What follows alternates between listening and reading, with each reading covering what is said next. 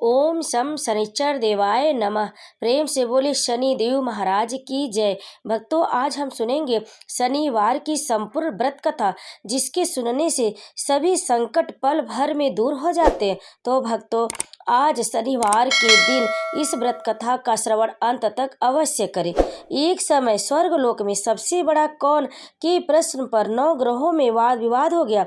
विवाद इतना बढ़ा कि परस्पर भयंकर युद्ध की स्थिति बन गई। निर्णय के लिए सभी देवता देवराज इंद्र के पास पहुंचे और बोले, हे देवराज, आपको निर्णय करना होगा कि हम में से कौन बड़ा है। देवताओं का प्रश्न सुनकर देवराज इंद्र उलझन में पड़ गए। इंद्र बोले, मैं इस प्रश्न का उत्तर देने में असमर्थ हूँ। हम सभी पृथ्वी लोक में उज्जैनी नगरी में राजा विक्रमादित्य के पास चलते। देवराज इंद्र सहित सभी ग्रह देवता उज्जैनी नगरी पहुंचे। महल में पहुंचकर सब देवताओं ने उनसे अपना प्रश्न पूछा तो राजा विक्रमादित्य भी कुछ देर के लिए परेशान हो उठे, क्योंकि सभी देवता अपनी अपनी शक्तियों के कारण महान थे। किसी को भी छोटा या बड़ा कह देने से उनके क्रोध के प्रकोप से भयंकर हानि पहुंच सकती थी। अचानक राजा विक्रमादित्य को एक उपाय सूझा और उन्होंने विभिन्न धातुओं स्वर्ण, रजत, चांदी, कांसा, ताम्र, तांबा, सीसा, रागा, जस्ता, अभ्रक व लोहे के 9 आसन बनवाए। धातुओं के गुणों के अनुसार सभी आसनों को एक दूसरे के पीछे रखवाकर उन्होंने देवताओं को अपने अपने सिंहासन पर बैठने को कहा। देवताओं के बैठने के बाद राजा विक्रमादित्य ने कहा, आपका निर्णय तो श्योम हो गया। जो सबसे पहले सिंहासन पर विराजमान है वही सबसे बड़ा है। राजा विक्रमादित्य के निर्णय को सुनकर शनि देवता ने सबसे पीछे आसन पर बैठने के कारण अपने को छोटा जानकर क्रोधित होकर कहा, राजा विक्रमादित्य, तुमने मुझे सबसे पीछे बैठाकर मेरा अपमान किया। तुम मेरी शक्तियों से परिचित नहीं हो। मैं तुम्हारा सर्वनाश कर दूंगा। और शनि ने कहा, सूर्य एक राशि पर 1 महीने, चंद्रमा 2.25 दिन, मंगल 1.5 महीने, बुध और शुक्र 1 महीने, बृहस्पति 13 महीने रहते, लेकिन मैं किसी राशि पर 7.5 वर्ष 7.5 तक रहता हूँ। बड़े बड़े देवताओं को मैंने अपने प्रकोप से पीड़ित किया। राम को 7.5 के कारण ही वन में जाकर रहना पड़ा और रावण को 7.5 के कारण ही युद्ध में मृत्यु का शिकार बनना पड़ा। राजा, अब तू भी मेरे प्रकोप से नहीं बच सकेगा। इसके बाद अन्य ग्रहों को देवता तो प्रसन्नता के साथ चले गए, परंतु शनि देव बड़े क्रोध के साथ वहां से विदा हुए। राजा विक्रमादित्य पहले की तरह ही न्याय करते रहे। उनके राज्य में सभी स्त्री पुरुष बहुत आनंद से जीवन यापन कर रहे थे। कुछ दिन ऐसे ही बीत गए। उधर शनि देवता अपने अपमान को भूले नहीं थे। विक्रमादित्य से बदला लेने के लिए एक दिन शनि देव ने घोड़े के व्यापारी का रूप धारण किया और बहुत से घोड़ों के साथ उज्जैनी नगरी पहुंचे। जहां विक्रमादित्य ने राज्य में किसी घोड़े के व्यापारी के आने का समाचार सुना तो अपने अश्वपाल को कुछ घोड़े खरीदने के लिए भेजा। घोड़े बहुत कीमती थे। अश्वपाल ने जब वापस लौटकर इस संबंध में बताया तो राजा विक्रमादित्य ने स्वयं आकर एक सुंदर व शक्तिशाली घोड़ा को पसंद किया। घोड़े की चाल देखने के लिए राजा उस घोड़े पर सवार हुए तो वह घोड़ा बिजली की गति से दौड़ पड़ा। तेजी से दौड़ता घोड़ा राजा को दूर एक जंगल में ले गया और फिर राजा को वहां गिराकर जंगल में कहीं गायब हो गया। राजा अपने नगर को लौटने के लिए जंगल में भटकने लगा, लेकिन उन्हें लौटने का कोई रास्ता नहीं मिला।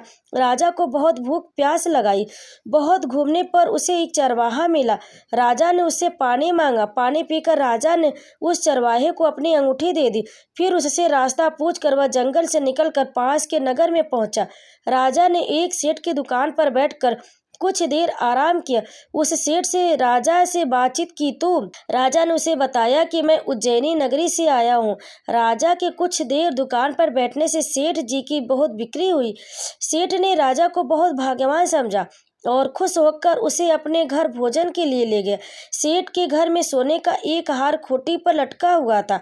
राजा को वह उस कमरे में छोड़कर सेठ कुछ देर के लिए बाहर गया। तभी एक आश्चर्यजनक घटना घटी। राजा के देखते देखते सोने के उस हार को खूंटी निकल गई। सेठ ने कमरे में लौटकर हार को गायब देखा तो चोरी का संदेह राजा पर ही किया, क्योंकि उस कमरे में राजा ही अकेला बैठा था। सेठ ने अपने नौकर से कहा कि इस परदेशी को रस्सियों से बांधकर नगर के राजा के पास ले चलो। राजा ने विक्रमादित्य से हार के बारे में पूछा तो उसने बताया कि उसके देखते ही देखते खूंटी ने हार को निगल लिया था। इस पर राजा ने क्रोधित होकर चोरी करने के अपराध में विक्रमादित्य के हाथ पांव काटने का आदेश दे दिया। राजा विक्रमादित्य के हाथ पांव काटकर उसे नगर की सड़क पर छोड़ दिया गया। कुछ दिन बाद एक तेली उसे उठाकर अपने घर ले गया और उसे अपने कोल्हू पर बैठा दिया।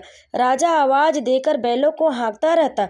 इस तरह तेली का बैल चलता रहा और राजा को भोजन मिलता रहा। शनि के प्रकोप की 7.5 पूरी होने पर वर्षा ऋतु प्रारंभ हुई।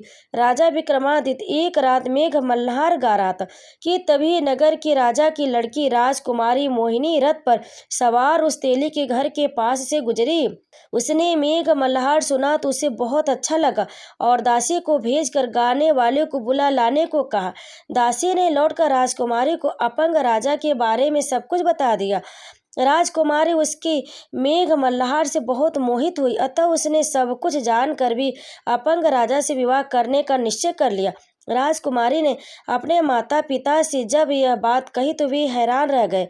रानी ने मोहिनी को समझाया, बेटी तेरे भाग्य में तो किसी राजा की रानी होना लिखा है, फिर तू उस अपंग से विवाह करके अपने पाँव पर कुल्हाड़ी क्यों मार रही है।